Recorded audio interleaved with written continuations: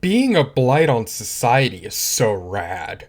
Do you know what else is rad? Video games that were ahead of their time. Downtown Nekketsu Kunio-kun is the most bizarre and unhinged video game franchise I've ever experienced, and I'm only talking about it because I was originally working on a smaller review of River City Ransom EX, the Game Boy Advanced remake of Downtown Nekketsu Monogatari. And don't get me wrong, this video is still technically a review of River City Ransom EX, but after a certain point the entire script to this video contorted and blew up to, well, you can look at the time bar below. The only reason this video's length has ballooned to this point is because I didn't realize just how much I actually wanted to say regarding the entire Kunio-kun franchise as a whole. Just as a quick warning though, this isn't going to be like any of the other videos that I've made in the past, where the central focus is just one game. Rather, it will be a lot more scattered in terms of direction, but it's my video and I can structure it however I want.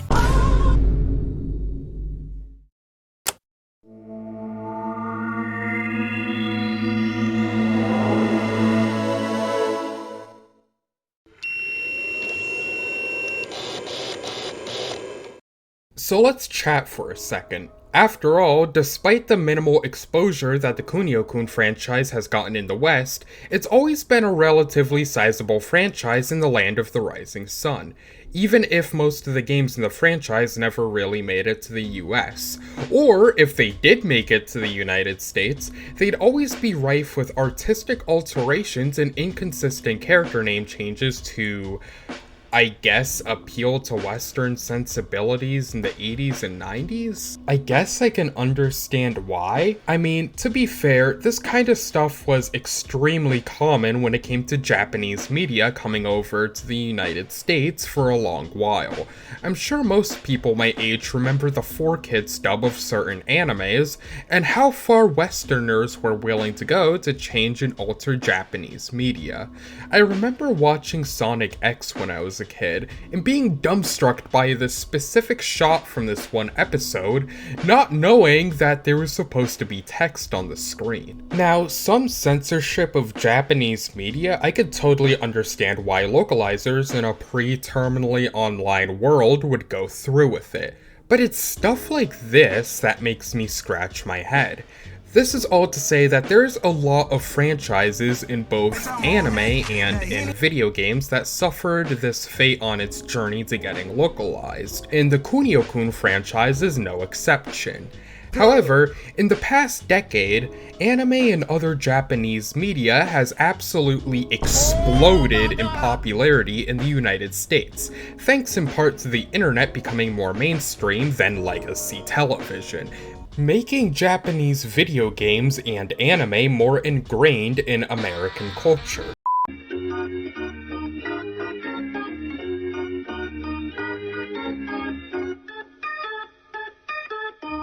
But getting back on topic, most people only really know about the Kunio-kun franchise from the original NES version of River City Ransom and, well, River City Girls. Bullshit. Now, this isn't to say that there's no one in any English-speaking country who's a fan of the Downtown Nekketsu Kunio-kun franchise. It's just that most people don't really want to bother with hunting down unofficial translations of Famicom games from decades past. It really makes you wish that there was some kind of way to play these hidden old gems that have been lurking in obscurity for a... Well, okay then.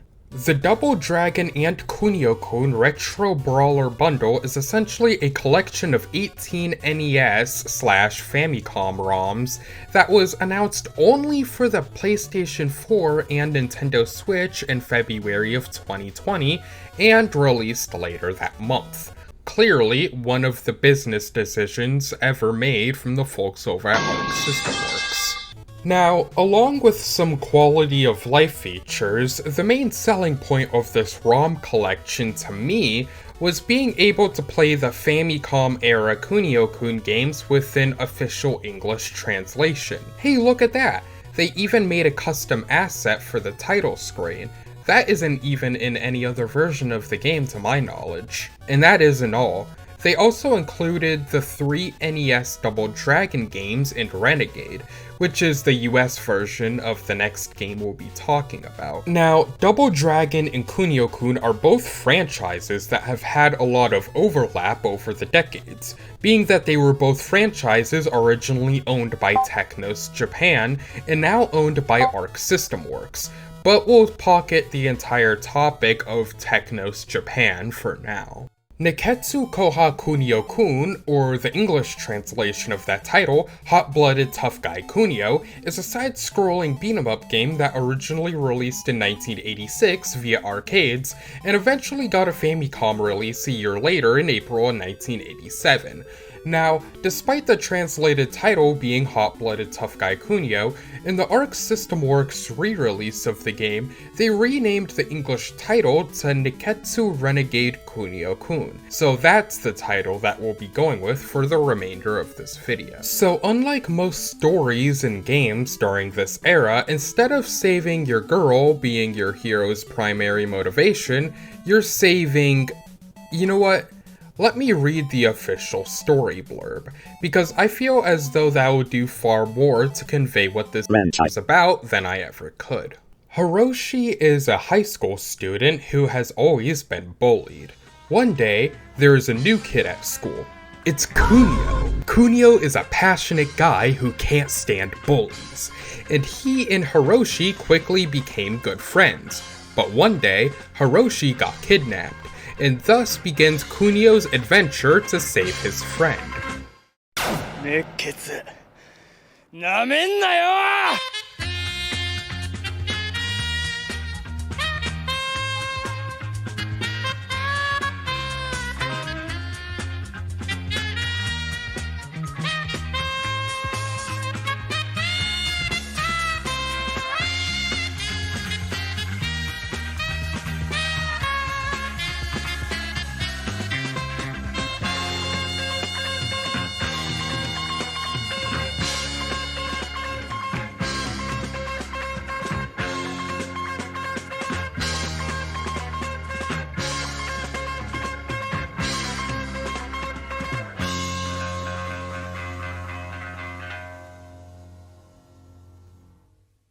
So apparently, in the original arcade version of the game, instead of Hiroshi getting kidnapped, he gets jumped by a rival gang, and that serves as Kunio's call to action. Now, this would be the part where I'd question why this subtle change in the story was made, but let's be honest, we're probably never going to get a proper answer to that. I mean, hey, even Ricky's here, who would go on to be Kunio's close friend later in the series. But in terms of gameplay, it's not really that bad, but maybe that's just my personal bias. I have a strong passion for side-scrolling beat-em-ups, both old and new. They're my favorite genre of video games, and it's a damn shame just how shafted they are in modern times. Anyway, where was I?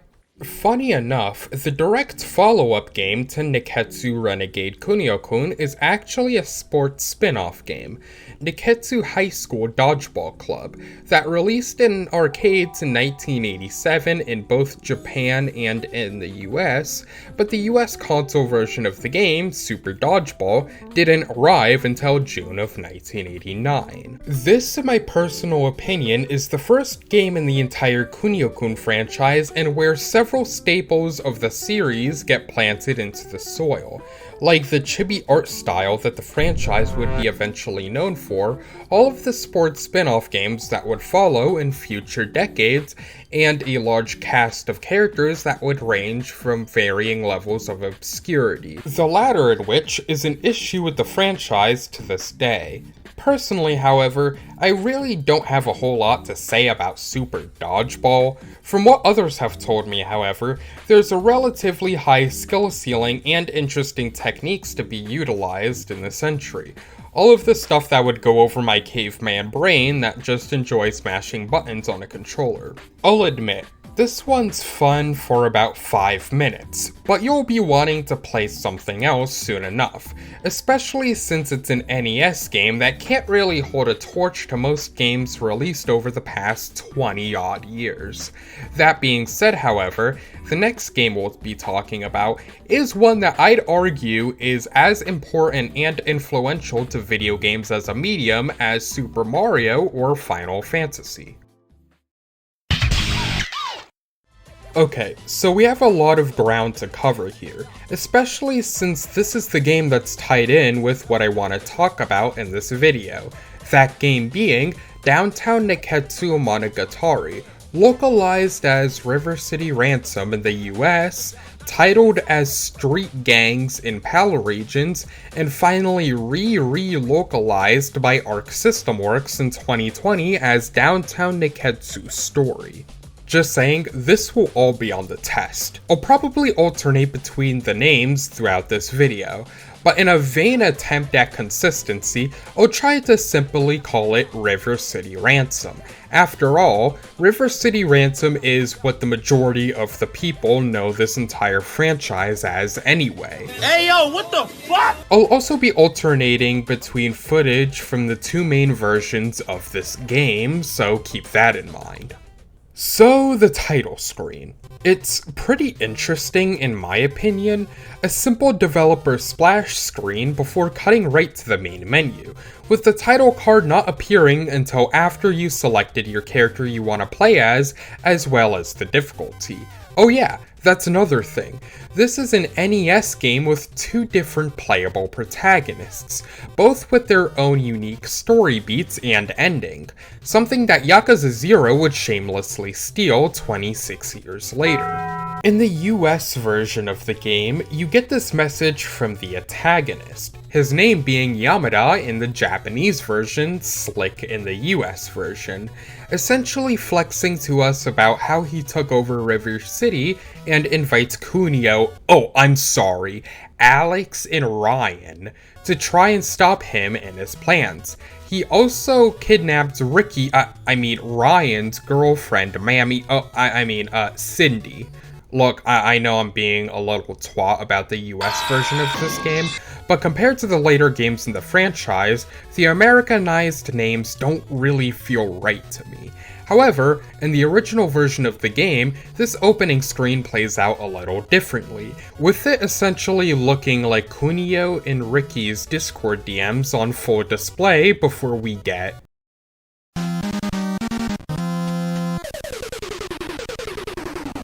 Okay, so we have a lot to cover here.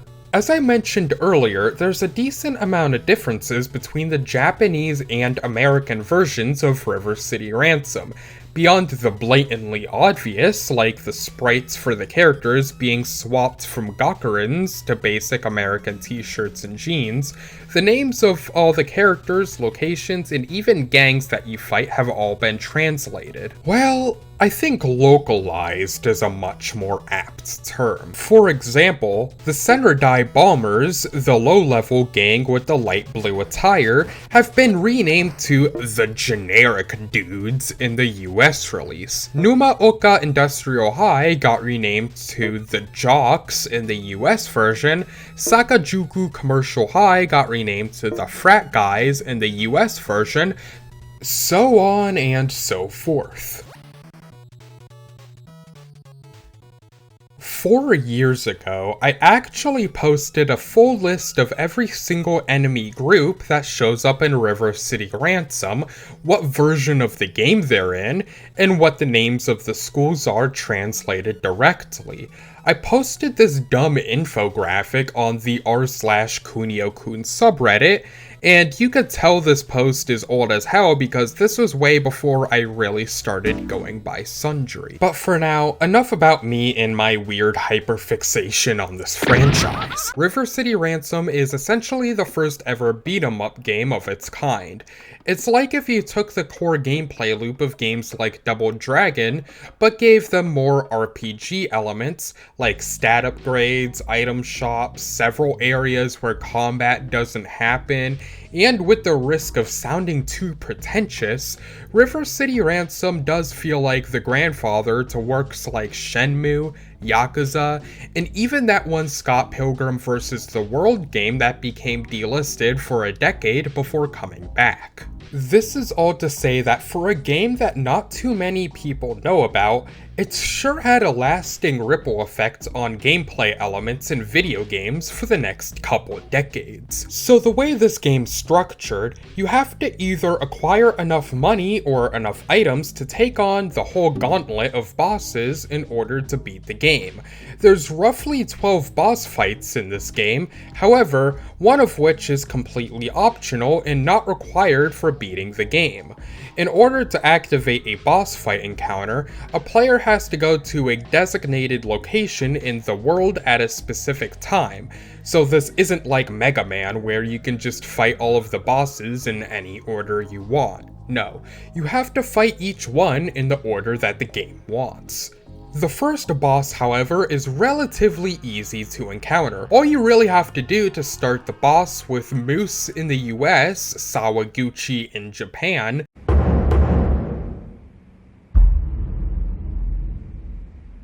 is to defeat all of the enemies around the Sticksville construction site near the starting area of the game.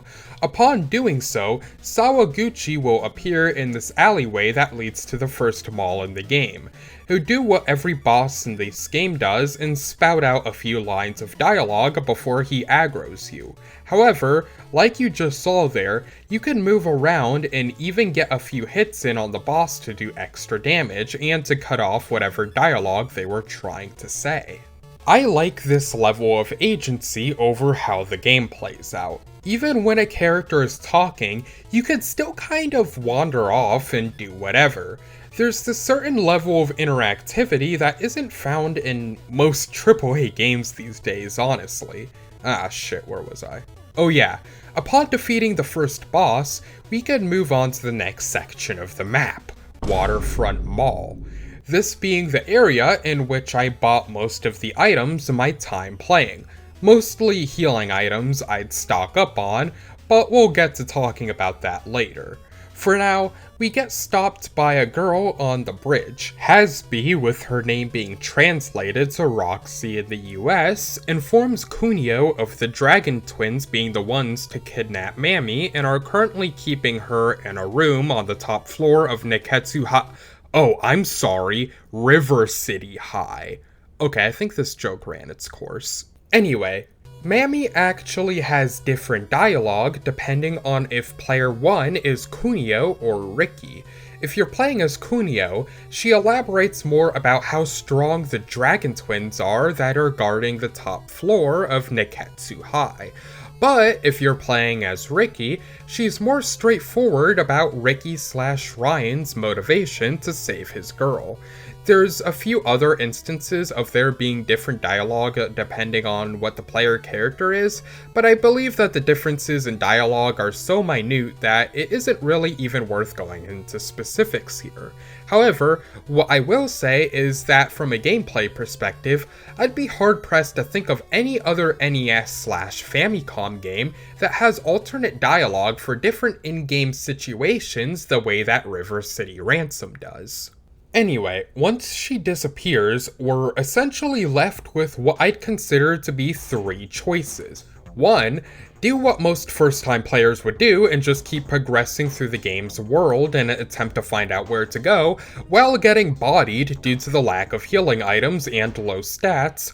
Or you could go ahead and walk down this path over here that leads to Benny and Clyde, who are the only characters in the game that serve as an optional boss fight. There really is no incentive to fight these two other than to get a little bit of cash and to read their dialogue. It's just some good fun. So the third and final option you could do from the bridge point of the game is to turn right back around and start dabbling in a little bit of metagaming. And that's exactly what I intend to do. Okay, so get this. What if I were to tell you that there was an exploit in this game to basically cheese every single encounter? Yeah, it's an NES game after all, so I know that this isn't exactly hidden knowledge or anything, but you could essentially jump up and platform in this game and the enemy AI will just stop moving altogether, not knowing what to do. Well, if they can move, it's just that they will only move to do something like picking up a weapon on the ground, which, by the way, is something that they have a tendency to do. So basically, what you're seeing right now is the main bulk of footage that I have from my play sessions. Just me jumping up on the railing at the bridge area, then manipulating the enemies to position themselves to get their block knocked off in one fell swoop. Do this repeatedly, and then you have a recipe for gaining a ton of money without risking getting damaged all that much. Now you might ask, what should I use this money on first? Well, better moves, of course. I personally use Stone Hands combined with Dragon Feet to boost my general punch and kick speed so that I can spam out moves easier. I also think that they might boost the attack power of said moves. Not sure about that though. And then I stock up the rest of my inventory with recharges. Recharge being a consumable item that costs a bit more than some of the cheaper options, but it does a solid job at healing your character in the middle of heated boss fights. It costs almost $10, and I only really need to stock up on them twice during my entire run. Once at the beginning of my money grind, then one more time before the final act of the game. Speaking of which, I think now would be as good a time as ever to talk about our next boss we'll be facing, Nishimura.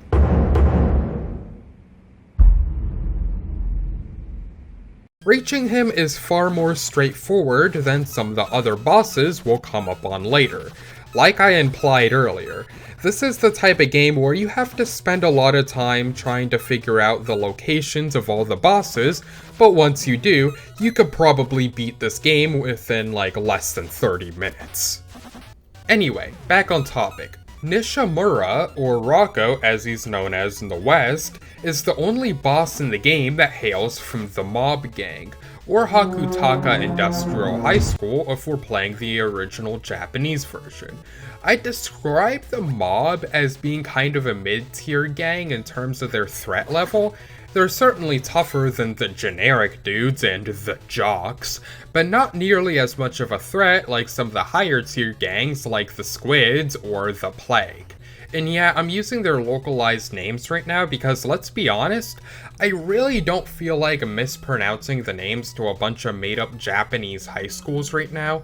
I know I could get pretentious at times, but man, I'm really not trying to be overly verbose right now. So anyway, we head inside the first factory area of this game, and have to do a bunch of awkward platforming to get around this weird wall in the middle of the room to game end all of the enemies in the area. Man, I am glad they did away with this layout in the GBA remake. So Nishimura shows up and claims that he'll quote-unquote handle us. This isn't the case, however, as I easily lock him into an infinite against the left wall he's standing by, a tactic that I use at least one other time in my playthrough. Upon defeating him, he points us into the direction of Blade, who's in Sherman Park. However, if you decide to come back and trigger his boss fight to defeat him again, he won't give you the intel on Blade's whereabouts, probably because the game already assumes that you know. So this is the part that can be pretty tricky for some players on their first playthrough, because you essentially have to backtrack through a good chunk of the game world to reach the next boss area. However, before I do so, I restock up on some recharge drinks as a form of insurance, because even with my foolproof plan to beat the game, there's still always a chance of the later bosses cheesing me in the same way that I cheese most of the generic enemies. So anyway, I finally get back to the Sherman Park area and, of course, Blade is just standing there, menacingly.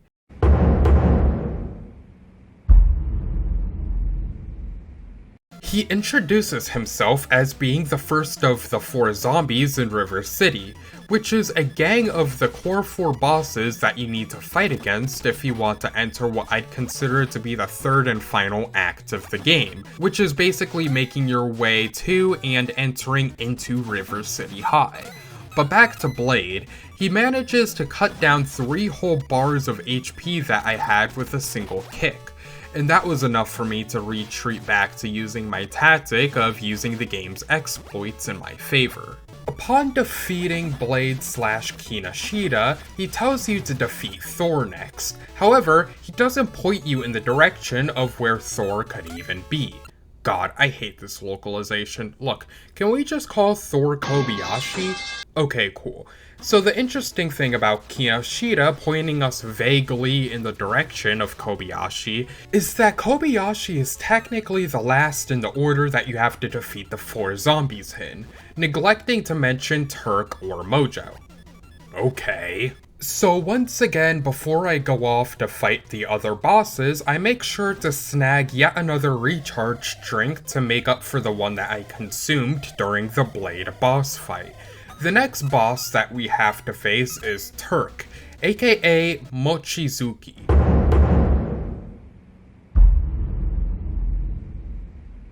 I hope I'm pronouncing that correctly.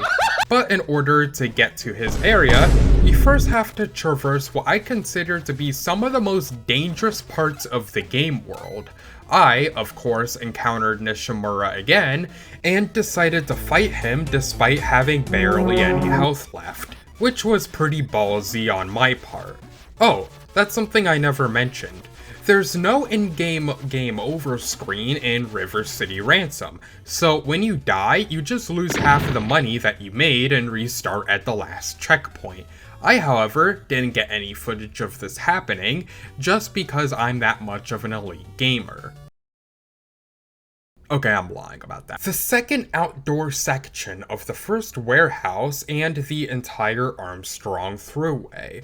There's a reason why most of my footage surrounding this area is me trying to get through it as fast as possible without dying. I literally have to slow down and stop my gameplay footage just to create this quick diagram as to why this is one of the hardest parts of the game. So I go ahead and make a mad dash into this secret store hidden within a wall, Merlin's Mystery Shop. But I never really have the type of money to blow on any of the items here, and even if I did, would it really be worth it? I did so in the GBA version of the game, and the items don't really even do a whole lot to warrant their price tag.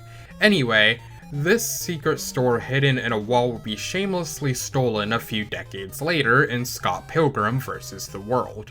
On the other side of the throughway, we encounter Turk/Mochizuki, which from what I've read has similar stats to Blade, but the difference is, there's no obstacles to jump on in his arena, so that automatically makes him harder than Blade by default.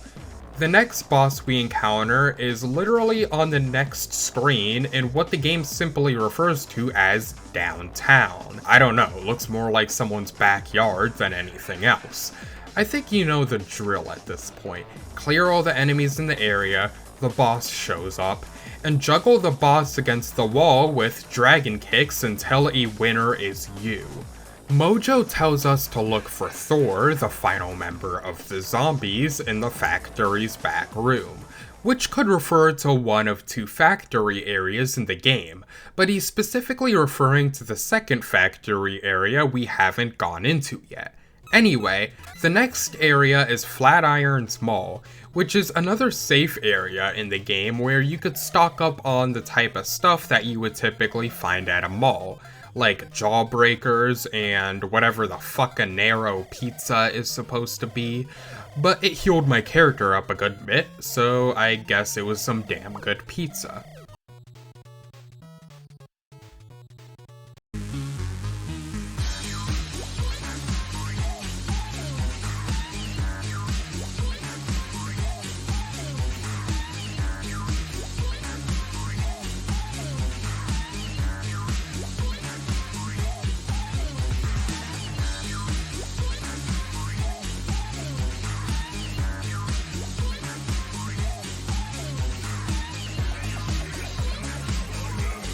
Anyway, upon making it to the second factory's back room, we finally come across Thor.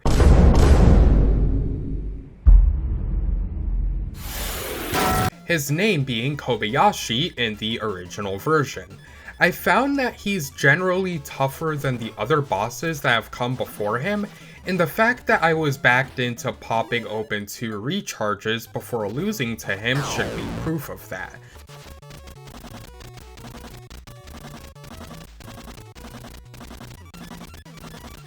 But if you cheese this boss fight with some of the tips that I provided earlier, something akin to the bridge exploit I showed off earlier, you should be able to KO him no problem. However, be advised that the platform above him is still short enough to where he's still able to pop off a few attacks on you. On my second attempt at taking out Kobayashi, I interrupted his opening monologue to spam him with a chain weapon. And by the way, weapons generally aren't really good in this game from my experience, but that somehow just worked and I won?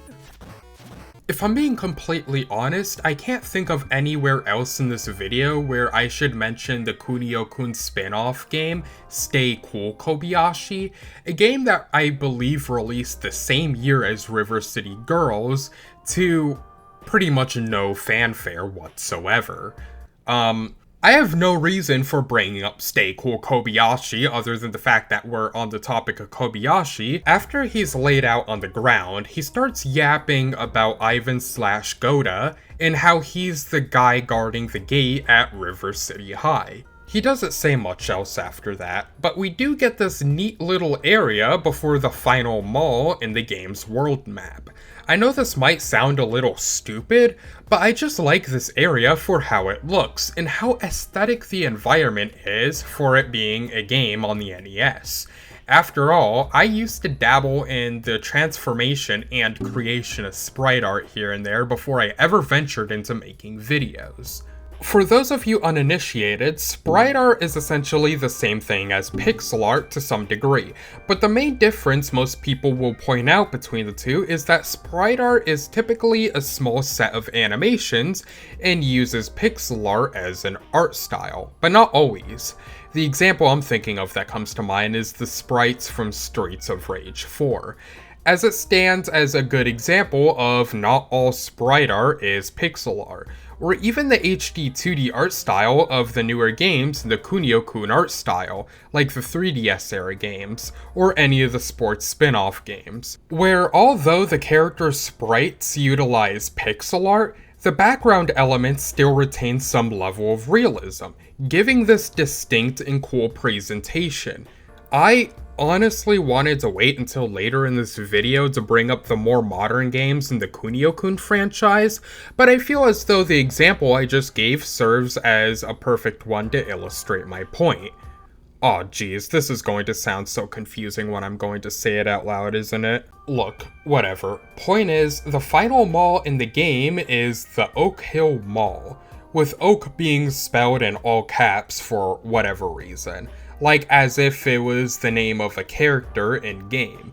After leaving the mall area, we encounter Benny and Clyde again, and they're not really happy about me clapping their cheeks under the bridge early on. But that doesn't matter, because the sauna is right next to them, and in it, the ability to both heal up and what I believe to be one of the very few official NES/Famicom games with nudity in it. Now, of course, it's a simple 2-frame animation, but hidden within the game's files is a sprite of a nude woman with a shocked expression on her face. And, yeah, I'm only bringing this up because this is probably the only time I'm going to get the chance to without being a complete degen weirdo about it. And buddy, I am a complete degen weirdo.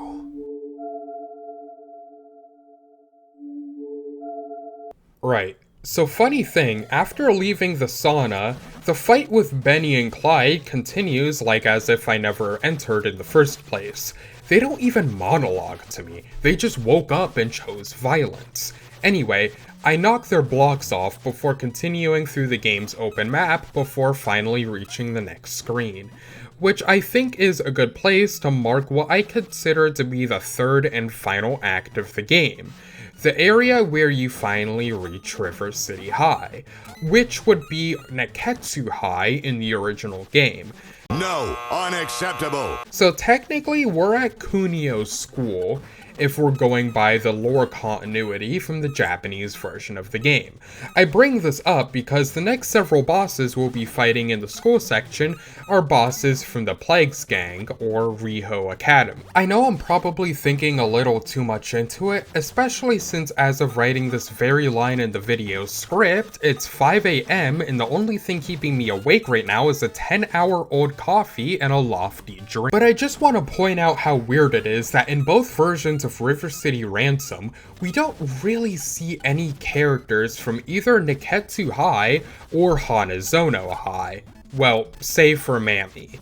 So I guess my conclusion is that it's kind of weird that if you really think about it from the US localization perspective, the last area of the game is basically Alex going back to his high school, only for none of his classmates to really be seen. But I could have sworn I've read somewhere in a story excerpt from one of the versions of this game that Kunio and Riki stayed home from school the day Yamada took over, which would explain why the only NPCs we see outside of the mall area are either jobbers or one of the bosses. And speaking of bosses, the next one's a real hoot. Ivan, originally named Goda,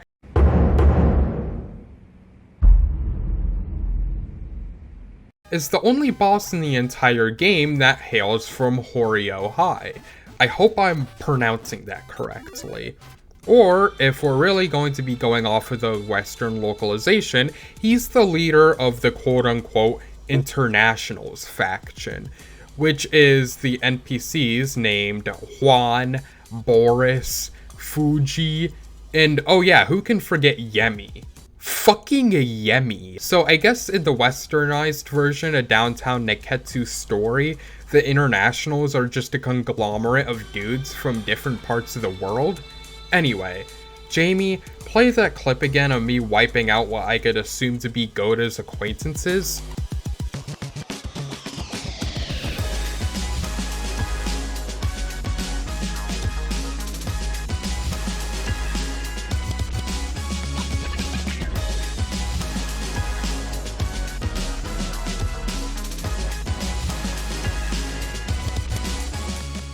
Jeez, no wonder he wants to headbutt us. Not gonna lie, I almost lost the boss fight against him due to me not really preparing, but I scraped by with one of the last healing items I had. I really wish the same could be said for Goda, however, as he turns into a single coin like every other enemy in this game. In my playthrough I did playing as Alex, the faction the game put me up against predominantly afterward was yet again the Internationals, which I thought was as narratively fitting as can be. It's like Goda/Ivan's classmates saw what I did to him and want revenge or something. The dude in the sunglasses was tweaking a little too hard, however. Upon cleaning up the gym area, we get treated to the fourth last boss in this game, Otis, or in the Japanese version, Onizuka.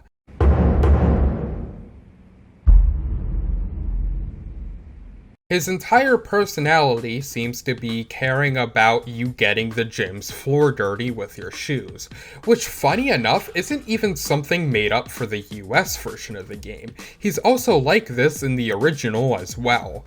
I feel like I only really won against him because I cheesed the entire fight. Also, I find it kind of funny that the door he came out of doesn't really lead anywhere, so you have to backtrack slightly and jump up on these platforms to make it to the next level of the school. I guess now is as good a time as ever to talk about the school section, which is the final and arguably most challenging part of the game, being that the only factions that spawn here are the high tier ones, and unlike in the city area, there's no mall to run to get healing items when you're low on HP. So the third to last boss in the game that we'll be fighting is Tex from the Cowboys, or Godai from Tanibana High.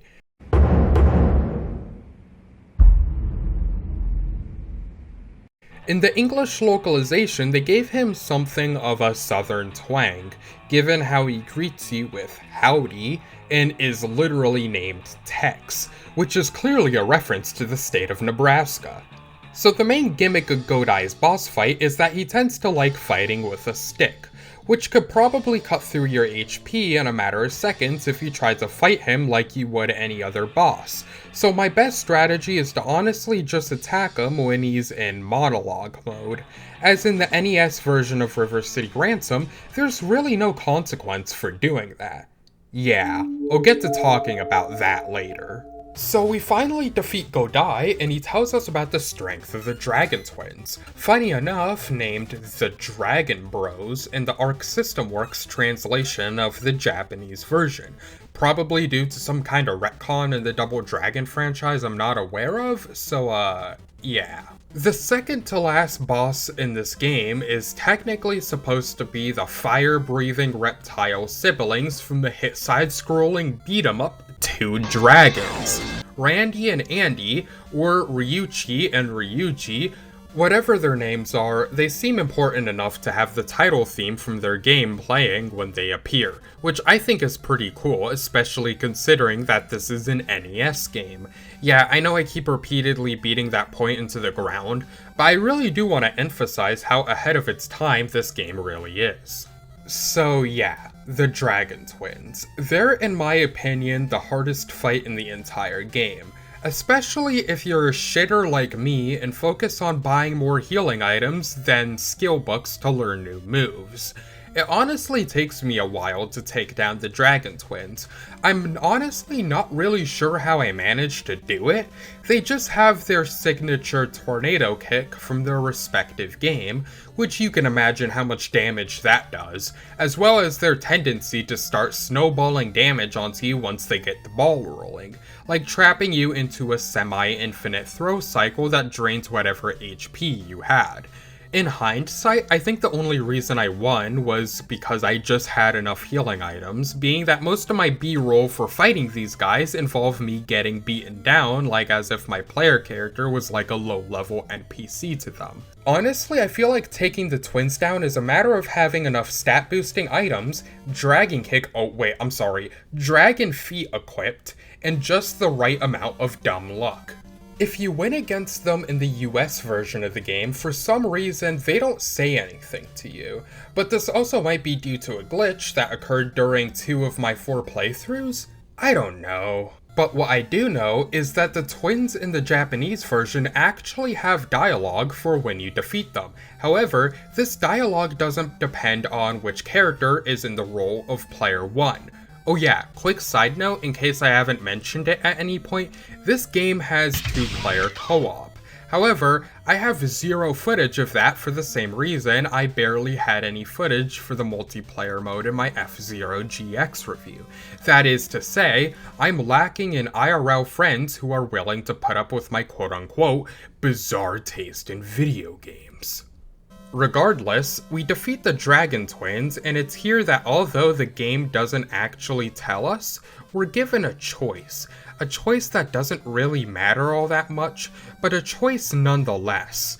We could either do what most unknowing first-time players would do and just leave through the rooftop door to fight Yamada, or we could take a small detour to the left of that rooftop door and go into one of the classrooms to rescue Ricky's Discord E-Kitten before going about the fight with Yamada. Slick/Yamada is the final boss in River City Ransom, and as such, he has his own boss music dedicated to him, so that's how you know he's supposed to be important.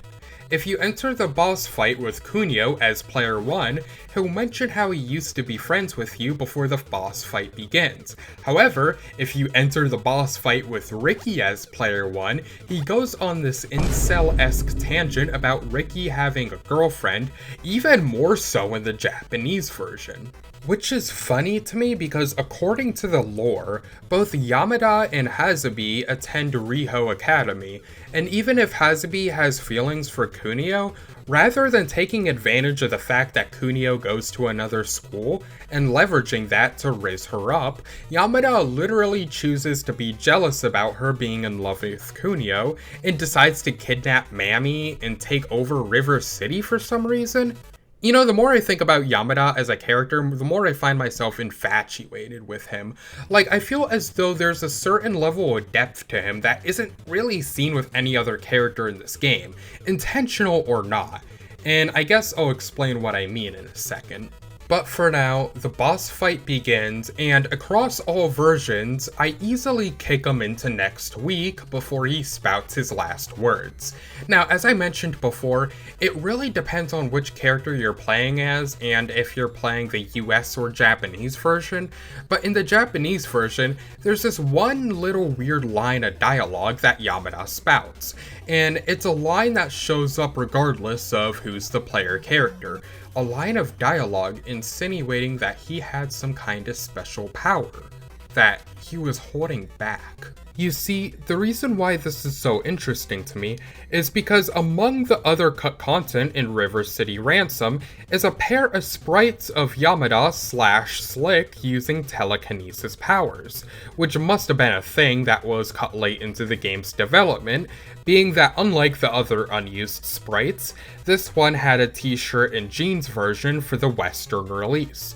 So the line of dialogue that you see here is a direct reference to the cut content this game has, which I find endearing on a weird level.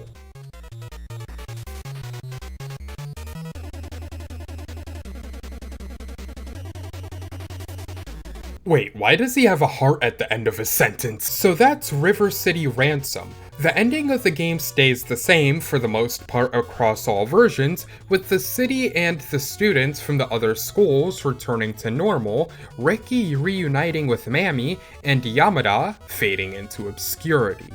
Absolute peak fiction. Now don't click off of this video just yet, because this isn't everything that I have to say. Just trust me, we'll be back after these messages.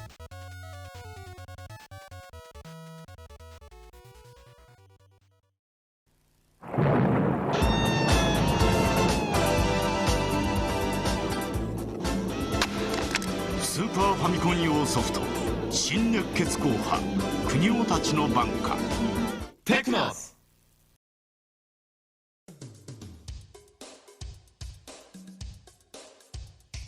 My creations are supported in part by my fans, and by the following.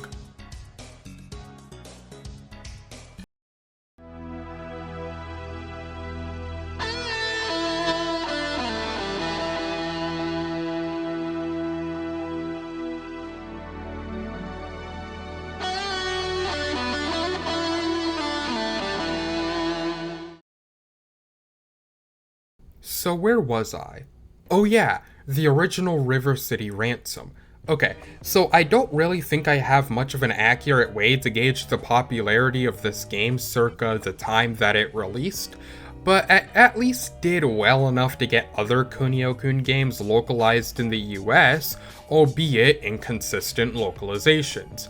Not inconsistent in terms of the quality of the games, more so inconsistent in terms of changing the names of the characters in each of the games. For instance, Kunio, despite being given the name Alex in the Western release of River City Ransom, also goes by Crash in Crash and the Boys Street Challenge, which is a localization of Neketsu Street Basketball All-Out Dunk Heroes. No, unacceptable. Or Sam in Super Dodgeball. There was also a fair amount of games within the Kunio-kun franchise that released throughout the 90s, with what I believe to be the most well-known one being Shin Neketsu Koha, Konio Tachi no Banka, or these days better being known as River City Girls 0.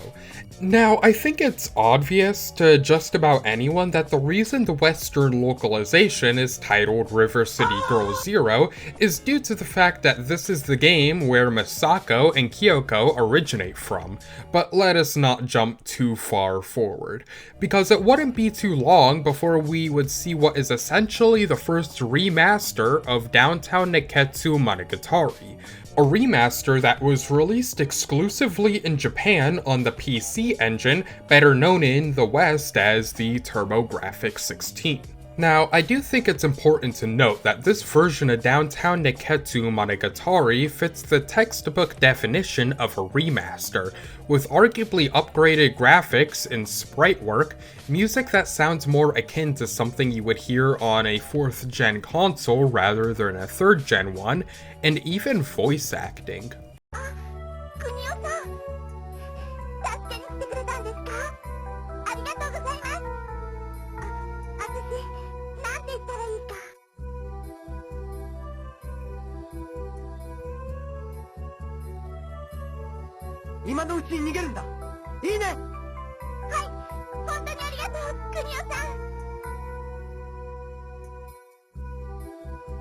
But beyond all of that, there's really not a whole lot to note here, but I feel as though it is important to at least briefly cover how bizarrely handled the Western localizations of the Kunio-kun games were throughout the Technos Japan era. Because in my opinion, that's one of the core reasons as to why this franchise doesn't get the recognition that it deserves today.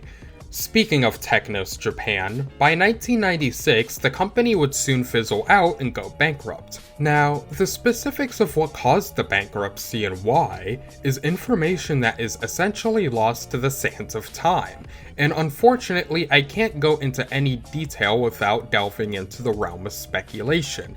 However, what we do know is that eventually after the closure of Technos Japan, a new development studio would soon crop up called NAMEN NAYO Ltd, a company that bought back the rights to the vast majority of IPs that Technos Japan once owned. A company ran by a lot of the same people who'd once ran Technos Japan.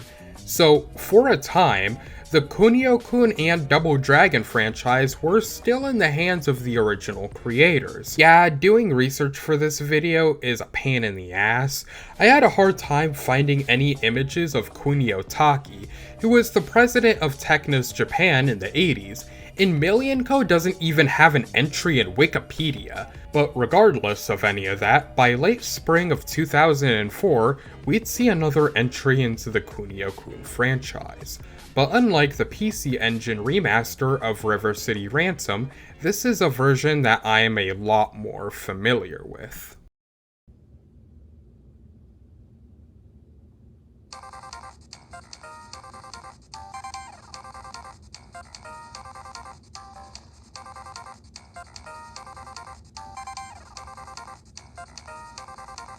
Yeah, that's how the game actually starts. River City Ransom EX. It's said to be the first game developed by NAMEN NAYO, and it's published by Atlas of all companies. Who am I kidding? This is the same company that was willing to publish Virtual Highlight. So back to the topic at hand, River City Ransom EX, like the NES version, starts off with what is essentially an options menu before the title card even drops. From here, there's a bunch of options that get thrown at you. Certainly more options than what's in the NES version, including the option to have an AI-controlled companion with you, being that this version of the game omitted actual co-op play. Now, you might be asking, why in God's name should anyone give a shit about this game? And, well... But no, seriously, River City Ransom EX is genuinely hands down one of my top favorite GBA games of all time, which isn't really saying a whole lot being that my Game Boy collection when I was growing up looked a little like this. So I've been hesitating on whether or not I should even refer to River City Ransom EX as a remaster like the PC Engine version or a remake.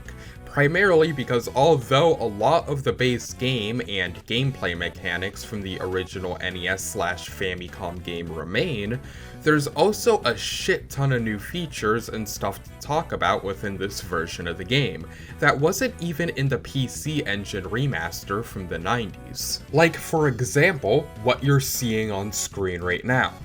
Cheat codes. I cheated.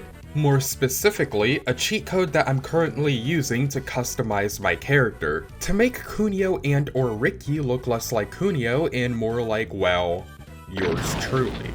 I know this is going to sound pretty cringe to a lot of people, but during the era of my life when I was making a lot of fan-made stuff in the art style of the Kunio-kun sprites, I often had my copy of River City Ransom EX running on an emulator in the background of my computer, and if I needed some kind of base for making a face or some hairpiece for whatever cringe OC I came up with at the time, I'd just create that character from within the game and screenshot that, and then import that image in whatever sprite art software I was using at the time before going from there. Yeah, not exactly the most original thing to do, but hey, if the developers of the Kunio-kun games can get away with reusing assets for their character sprites, then I can too. I mean, hell, I even had something of a downtown Neketsu Sona as my avatar for a time. Some of my OG viewers might even remember that. Anyway, we have more stuff to cover, so let's move on. So on a base level, if you've already played through the NES version of River City Ransom,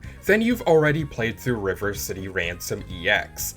And I only really mean that in terms of the story hasn't really changed or anything. I mean, hell, they didn't even bother making a t-shirt and jeans version of the sprites for the US version of the game, which is, funny enough, a point that I brought up in my 2018 River City Ransom review. Also, why the fuck is everyone wearing Japanese clothing? I own the American version of this game. Shouldn't the characters look like this? Anyway. Oh yeah, that's something I haven't really mentioned up until this point. River City Ransom EX is technically the first game I've ever reviewed for a video. My River City Ransom EX review even predating my Vector Man review.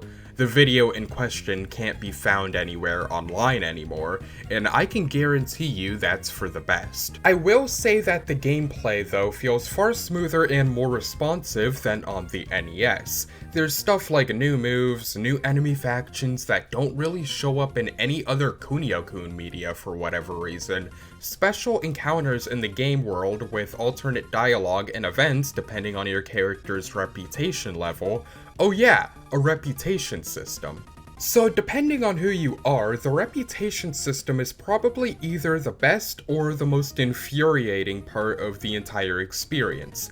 I say that because one of the biggest problems with River City Ransom EX's reputation system is that unlike most of the other stats you can tweak or at least see, your rep stat is absolutely invisible to you. And pretty much every in-game action you can do can either raise or lower your rep. For example, attacking an enemy while they're in the middle of monologuing apparently lowers your rep, but for some reason running into walls raises your rep.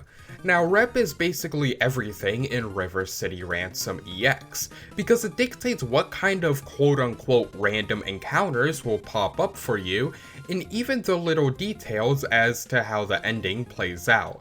There's a reason why this game was more of a bitch to record for than any of the other games. I mean, there's secret encounters in this game that are so obscure and near impossible to come across in normal gameplay that it makes me wonder why they bothered making it that hard to find in the first place. But hey, at least they made an attempt to fix the dated save system from the original game. It doesn't actually save your progress in the game world, just your character, and what stats and items they had on them. Speaking of other stuff I'm not really fond of in this version of the game, the weird and janky weapon physics, and how when I throw a weapon at an enemy, 9 times out of 10, it will bounce off of them and hit me in the process. I think there's a way to turn that kind of stuff off in the settings, but I'm not really sure since I haven't delved into what is essentially a full debug mode on display. Despite all of that, however, I think this game is still a fun time, even with all of its, I guess you could call, debug jankiness. Just type in extra 1 and damax into your character's name and you should be set. Yes, the terminology in this game is painfully early 2000s, and quite honestly, I'm all here for it. Speaking of early 2000s, I remember watching GameSpot's review of this specific port of River City Ransom several years ago.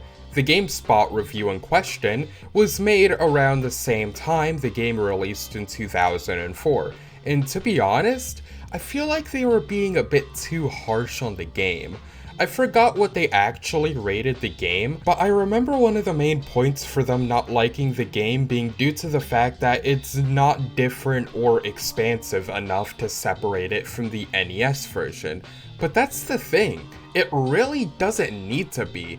I think Downtown Neketsu's story is perfect the way it is. And maybe this is all just nostalgia talking, but I still have countless fond memories both playing and sharing this game's stupid fun with my friends. I mean hell, I had a section in my Doom review where I talked about the types of games that I liked playing on emulators when I was younger. This is one of them. I'd argue that for a time, I cared far more about the Kunio-kun series than even Doom. Seriously though, go play River City Ransom EX. It's my go-to GBA game for a reason.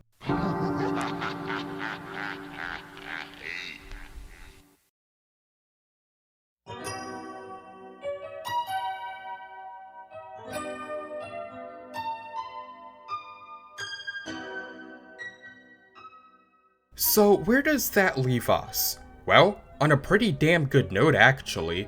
In September of 2019, the Kunio-kun franchise finally started hitting its stride in the West, in the form of River City Girls. Now, my own personal opinion on River City Girls aside, I can't deny that this game played a vital role in Western gamers becoming at least aware of the Kunio-kun franchise's existence, basically doing what River City Underground couldn't. Well, to be fair, that game shouldn't have been a PC exclusive, but whatever. But yeah, I feel like the Kunio-kun franchise is honestly in a better spot now than it was several years ago, at least from the perspective of not being in Japan. One of the last things I want to mention, however, is the modern ports of River City Rival Showdown, arguably one of the best, if not the best game in the entire franchise. And thank God it isn't a 3DS exclusive anymore. I got the special edition of River City Rival Showdown for the Nintendo Switch, and this game plays beautifully.